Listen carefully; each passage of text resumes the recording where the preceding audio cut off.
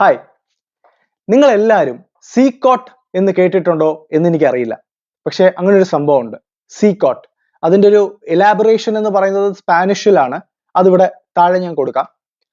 അത് ആക്ച്വലി ഒരു terrorism confinement centre ആണ്. മെക്സിക്കോയുടെ അടുത്ത് എൽ സാൽവഡോർ എന്ന് പറയുന്ന ഒരു രാജ്യത്ത് സ്ഥിതി ചെയ്യുന്ന ഒരു ടെററിസം കൺഫൈൻമെന്റ് സെന്റർ. പക്ഷെ ടെററിസ്റ്റുകൾ മാത്രം ഉള്ളൊരു ജയിലല്ല അത് ആക്ച്വലി.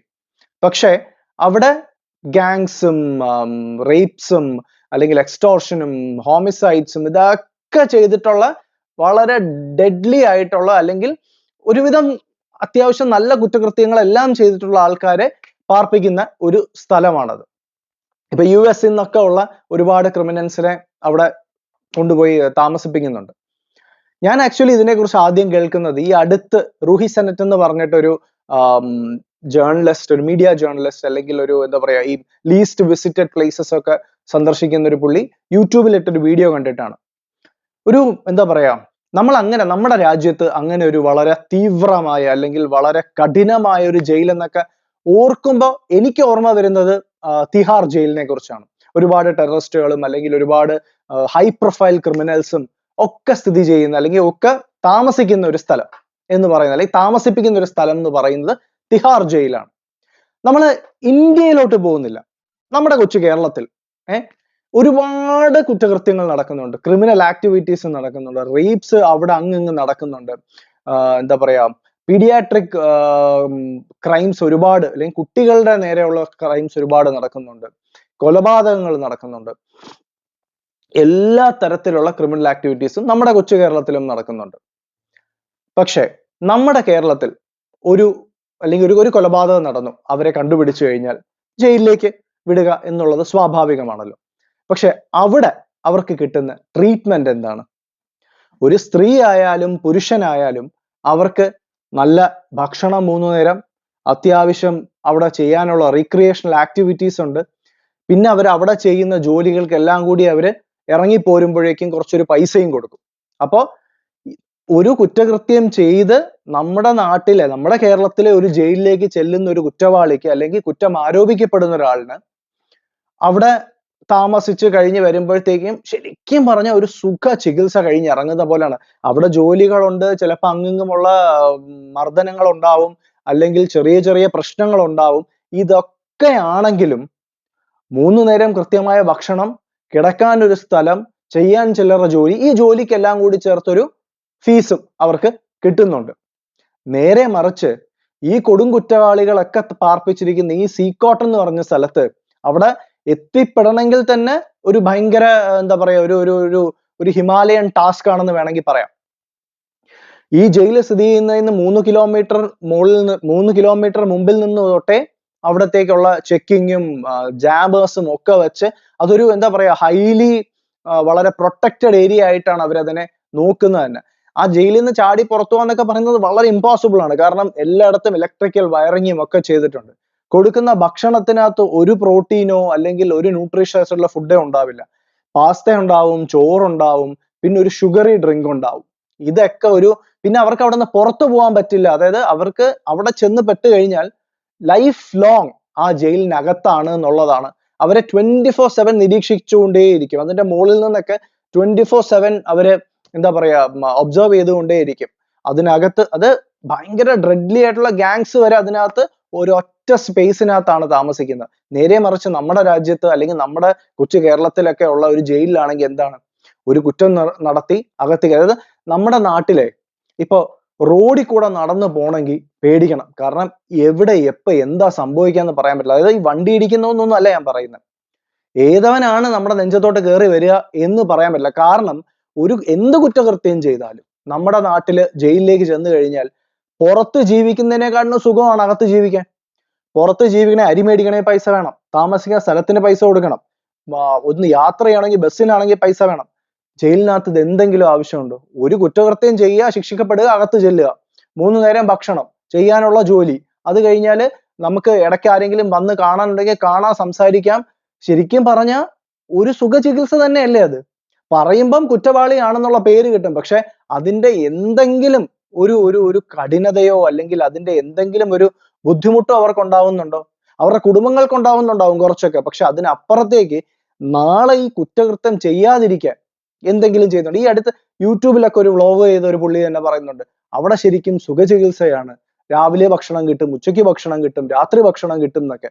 അപ്പൊ പിന്നെ ഇങ്ങനെ ഒരു എന്താ പറയാ വളരെ സെക്യൂർഡ് ആയിട്ടുള്ള ഒരു ജീവിതം, അല്ലെങ്കിൽ വളരെ സെക്യൂർഡ് ആയിട്ടുള്ള ലൈഫ് അവിടെ കിട്ടുന്നുണ്ടെങ്കിൽ ഒരു കുറ്റകൃത്യം ചെയ്ത് പോകുന്നവൻ വീണ്ടും അങ്ങോട്ട് പോയാലും സുഖമാണെന്നല്ലേ വിചാരിക്കുള്ളൂ. നേരെ മറിച്ച് ഇവിടെ ഈ സീക്കോട്ട് പോലെയുള്ള ജയിൽ സംവിധാനത്തിലാണെങ്കിൽ ഒരിക്കൽ ചെന്ന് പെട്ടാൽ പിന്നെ പുറംലോകം കാണുന്നില്ല, പിന്നെ കുടുംബങ്ങളെ കാണുന്നില്ല, അല്ലെങ്കിൽ പിന്നെ അങ്ങോട്ട് ജീവിതത്തിൽ ഒരു തിരിച്ചുപോക്ക് എന്ന് പറഞ്ഞൊരു സംഭവം ഇല്ല ജീവിതത്തിലേക്ക്.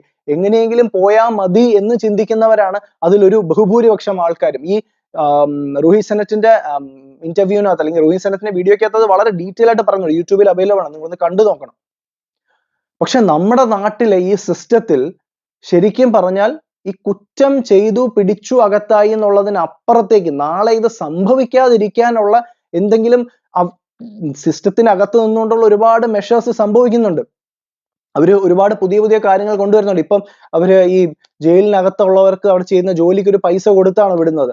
അത് ആക്ച്വലി ഈ ഉണ്ടാവുന്ന ഈ പൈസയിൽ നിന്ന് ഒരു പെർസെന്റേജ് ഈ വിക്ടിം ആവുന്നവർക്കും കൂടി കൊടുക്കാനൊക്കെയുള്ള എന്തോ പുതിയ പദ്ധതികളൊക്കെ അവർ ആലോചിക്കുന്നുണ്ട്. അതൊക്കെ വന്നു കഴിഞ്ഞാൽ ഭയങ്കര എന്താ പറയാ കമന്റബിൾ ആയിട്ടുള്ള കാര്യങ്ങളാണ്. പക്ഷേ ഇതിനപ്പുറത്തേക്ക് ഈ ശിക്ഷാ നടപടികളിൽ എന്തെങ്കിലുമൊക്കെ കുറച്ചുകൂടി ഒരു സ്ട്രിക്ട്നെസ് കൊണ്ടുവരിക, അല്ലെങ്കിൽ ഇത് ചെയ്തവന് ഇനി ഒരിക്കൽ കൂടി ഇങ്ങനെ ചെയ്യേണ്ടി വരുന്നതിന് മുമ്പ് ഒന്ന് ചിന്തിക്കുക എന്നും പറയുന്ന, അത് സിസ്റ്റം ആസ് സച്ച് കുറച്ചുകൂടി സ്ട്രോങ് ആക്കുക, അല്ലെങ്കിൽ പോലീസിങ് കുറച്ചുകൂടി സ്ട്രോങ് ആക്കുക, അല്ലെങ്കിൽ എന്താ പറയാ ആവശ്യമില്ലാതെ ഈ സദാചാരം കാണിക്കുന്നതിനപ്പുറത്തേക്ക് ഈ കൊലപാതകം ചെയ്യുന്നവനെയും റേപ്പ് ചെയ്യുന്നവനെയും അല്ലെങ്കിൽ എക്സ്റ്റോർഷൻ നടത്തുന്നവനെയും ഒക്കെ പിടിച്ചു കഴിഞ്ഞാൽ നാളെ ഇവനിത് ചെയ്യാൻ പറ്റാത്ത രീതിയിലേക്ക് പോവുക എന്നൊരു വ്യവസ്ഥ കൊണ്ടുവരിക, അല്ലെങ്കിൽ വ്യവസ്ഥിതി അങ്ങനെ ആക്കി മാറ്റുക എന്ന് പറയുന്ന ഒരു കാര്യത്തിലേക്ക് കൊണ്ടുചെല്ലണം എന്ന് എനിക്കൊരു അഭിപ്രായമുണ്ട് ഇതിനകത്ത്. ഇപ്പൊ ഈ അടുത്ത് നമ്മള് വാർത്തകളിലൊക്കെ കണ്ടതാണ് ഈ ഷാരോൺ എന്ന് പറഞ്ഞ ചെറുപ്പക്കാരനെ കൊന്ന ഗ്രീഷ്മയുടെ കാര്യം. ആ പുള്ളിക്കാരി വളരെ വ്യക്തമായിട്ട് പറയുന്നതാണ്, എന്റെ ജീവിതം ഒരു 38 വയസ്സ് വരെ ജയിലിലായിരിക്കും, അവിടെ നിന്ന് ഞാൻ പുറത്തിറങ്ങി കഴിഞ്ഞാൽ ഞാൻ അങ്ങ് ജീവിക്കും, അത് കഴിഞ്ഞുള്ള ജീവിതം ഞാൻ ജീവിക്കും എന്നാണ് പറയുന്നത്. ഒരു കൊലപാതകം ചെയ്ത, അത് എന്തിന്റെ പേരിലും ആയിക്കോട്ടെ, ഒരു കൊലപാതകം ചെയ്ത ഒരു കൺവിക്റ്റഡ് ആയിട്ടുള്ള ഒരു ക്രിമിനൽ പറയുന്നു, ഞാൻ ജീവപര്യന്തം ശിക്ഷിക്കപ്പെട്ടാലും അല്ലെങ്കിൽ എന്നെ തൂക്കിക്കൊല്ലുന്നത് വരെ ഞാൻ അകത്ത് കിടന്നാലും, തൂക്കിക്കൊന്നില്ലെങ്കിൽ ഞാൻ പുറത്തിറങ്ങിയാൽ അവിടെ നിന്ന് അങ്ങോട്ടുള്ള ജീവിതം ഞാൻ ജീവിക്കും എന്നാണ് പറയുന്നത്. അതെങ്ങനെ ജീവിക്കും എന്നൊക്കെ ഉള്ളത് സെക്കൻഡറി ആയിട്ടുള്ള കാര്യമാണ്.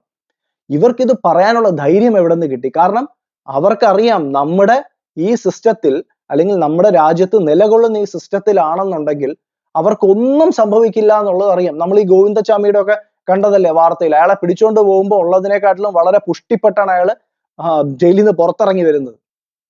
അപ്പം കൊന്നാലും കൊള്ളിവെച്ചാലും കുത്തിന് പിടിച്ചാലും അടിച്ചു തകർത്താലും നമ്മുടെ രാജ്യത്തെ സിസ്റ്റത്തിൽ ഒന്നും സംഭവിക്കില്ല എന്നുള്ള ഈ വിശ്വാസമാണ് ഇവർക്ക് വീണ്ടും ഇങ്ങനെയുള്ള കുറ്റകൃത്യങ്ങൾ ചെയ്യാനും, അല്ലെങ്കിൽ ഏത് സെന്റേഴ്സിൽ കൊണ്ടിട്ടാലും അവർക്ക് എല്ലാം ചെയ്യാൻ കഴിയുമെന്നുള്ള വിശ്വാസം ഉണ്ടാക്കി കൊടുക്കുന്നത് ഈ സിസ്റ്റം തന്നെയാണ്. കാരണം അതിനകത്ത് വേറൊരു കാര്യം പറയണം. കാരണം നമ്മുടെ നാട്ടിലെ രാഷ്ട്രീയ വ്യവസ്ഥിതിയിൽ അനുസരിച്ച് നമ്മുടെ രാഷ്ട്രീയക്കാർക്ക് വേണ്ടി കുറ്റകൃത്യം ചെയ്യുന്നവരും ഉണ്ട് ഇതിനകത്ത്. അപ്പൊ അവരെ പുറത്തു കൊണ്ടുവരിക എന്നുള്ളത് ഈ രാഷ്ട്രീയക്കാരുടെ ഉത്തരവാദിത്തമാണ്. കയ്യിൽ അതായത് ഡയറി തിരികെ കക്ഷത്ത് വെച്ച് നടക്കുന്ന ഒരു മെമ്പർ വിചാരിച്ചാൽ പറ്റും അകത്ത് പോകുന്ന ഒരു ജയിലിൽ സ്ഥിതി ചെയ്യുന്ന ഒരുത്തനെ അവന് അവന്റെ രീതിയിൽ, അല്ലെങ്കിൽ അവന് സുഖിച്ച് ജീവിക്കാൻ അതിനകത്ത് പറ്റുന്ന ഒരു അവസ്ഥയുണ്ട് നാട്ടിൽ. എല്ലായിടത്തും അങ്ങനെയാണെന്നും എല്ലാ ഓഫീസേഴ്സും അങ്ങനെയാണെന്നും അല്ല പറയുന്നത്. പക്ഷേ നമ്മുടെ നാട്ടിൽ അങ്ങനെ ഒരു വ്യവസ്ഥിതിയും സ്ഥിതി ഉണ്ട്, അല്ലെങ്കിൽ അങ്ങനെ ഒരു അവസ്ഥയും ചില ജയിലുകളിൽ ഉണ്ട് എന്ന് പറയാതിരിക്കാൻ പറ്റില്ല. നേരെ മറിച്ച് ഒരു സിസ്റ്റം അതാര് വന്നാലും അതങ്ങനെയാണെങ്കിൽ, അല്ലെങ്കിൽ ഏറ്റവും ഭീകരമായ കുറ്റകൃത്യം ചെയ്യുന്നവർക്ക് മാത്രമായ ഒരു സ്പേസിലേക്ക് മാറ്റുക, അവിടെ അവരെ ശിക്ഷിക്കുന്നതും അവരെ അത് ട്രീറ്റ് ചെയ്യുന്നതും, നീ ഒരു കുറ്റവാളിയാണ്, നീ നാളെ ഇവിടെ നിന്ന് പുറത്തിറങ്ങിയാൽ പോലും ഒരിക്കലും അവർക്കൊരു മാനുഷിക പരിഗണനയുടെ ആവശ്യമില്ലെന്നേ. കാരണം എന്തിന്റെ പേരിലാണെങ്കിലും ഹീനമായ കുറ്റകൃത്യങ്ങൾ ചെയ്യുന്നവർക്ക് എന്ത് മാനുഷിക പരിഗണനയാണ്? ശരിയാണ്, അതിൽ ഒരു ശതമാനം അല്ലെങ്കിൽ ഒരു ചെറിയ ശതമാനം ആൾക്കാര് പുറത്തേക്ക് ഇറങ്ങുമ്പോൾ അവർക്കൊരു റീഹാബ് ഒക്കെ കിട്ടി അവർ പുറത്തേക്ക് ഇറങ്ങുമ്പോൾ അവർ നല്ല രീതിയിൽ ജീവിക്കാൻ ശ്രമിക്കുന്നവരുണ്ട്. പക്ഷെ ബാക്കിയുള്ളൊരു ശതമാനമോ, നമ്മള് യൂണിഫോം ആയിട്ട് ഇതെല്ലാം ചെയ്യുകയാണെങ്കിൽ അപ്പം രക്ഷപ്പെടുന്നവർ അല്ലെങ്കിൽ അതിൽ നിന്ന് പുറത്ത് വന്ന് ജീവിക്കണം എന്ന് ആഗ്രഹിക്കുന്ന ഒരു ശതമാനം അത് സമ്മതിക്കുന്നു. അതിനപ്പുറത്തേക്കുള്ളവരോ, വീണ്ടും വീണ്ടും വീണ്ടും കുറ്റകൃത്യങ്ങൾ ചെയ്യുന്നവരോ, വീണ്ടും വീണ്ടും വീണ്ടും മറ്റുള്ളവരെ ജീവിതത്തെ ബാധിക്കുന്നവരോ അല്ലെങ്കിൽ മറ്റുള്ളവരുടെ ജീവിതം ദുസ്സഹമാക്കുന്നവരോ, അവരെ എന്താണ് ചെയ്യേണ്ടത്? അവർക്ക് വേണ്ടി ഒരു കൺഫൈൻമെന്റ് സെന്റർ ഉണ്ടാവണ്ടേ? അവരെ പൂട്ടിവെക്കാൻ, അവരെ നിയന്ത്രിക്കാൻ, അവർക്ക് കൃത്യമായ ശിക്ഷാ നടപടികൾ കൊടുക്കാൻ ഒരു കൺഫൈൻമെന്റ് സെന്റർ വേണ്ടേ? അപ്പോ അങ്ങനെയൊന്നും ഉണ്ടാവുമെന്ന പ്രതീക്ഷയോടെ, അങ്ങനെയൊന്നും ഉണ്ടായാൽ നന്നായേക്കുമെന്ന ആശയോടെ ഈ വീഡിയോ ഇവിടെ നിർത്തുന്നു. So till we meet again, see ya.